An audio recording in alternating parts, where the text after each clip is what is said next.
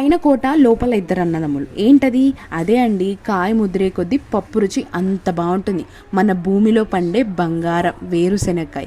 ఈ పల్లీలతోటి ఎన్నో recipes try చేయొచ్చు. కానీ మనం చిన్నప్పటి నుంచి ఎంతో ఇష్టంగా పల్లి ప్యాకెట్ కొనుక్కుంటాం. అందులో పట్టుమని 10 కూడా రావు. సో ఈ రోజు అయితే నేను రెసిపీని చూపించి ఇవి మంచిగా స్టోర్ చేసుకొని కూడా పెట్టొచ్చు అనమాట. మీ పిల్లలకి ఇంట్లోనే ప్రిపేర్ చేసి ఇవ్వండి.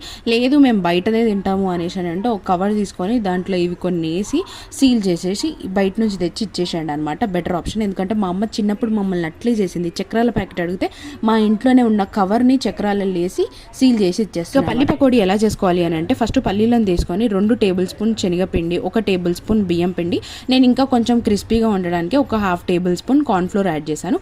ఉప్పు, కారం, ధనియాల పొడి యాడ్ చేసుకున్న తర్వాత మరీ ఎక్కువ లూజు కాదు, మరీ టైట్గా కాకుండా మనమైతే పిండిని మంచిగా కలిపేసుకొని డీప్ ఫ్రైకి సరిపడా ఆయిల్ తీసుకొని ఆయిల్ హీట్ అయిన తర్వాత ఈ పల్లీలను మంచిగా యాడ్ చేసుకొని కొంచెం క్రిస్పీ అయిన తర్వాత ఇంకా తీసేసుకొని సర్వ్ చేసుకోండి. నిజంగా నెక్స్ట్ లెవెల్ ఉంటుందన్నమాట. అచ్చం బయటగా చేసినట్టే ఉంటుంది అండ్ స్టఫ్ కూడా మంచిగా ఉంటుంది అనమాట. వీడియోని లైక్ చేయండి, ఛానల్ని సబ్స్క్రైబ్ చేసుకోండి. బాయ్.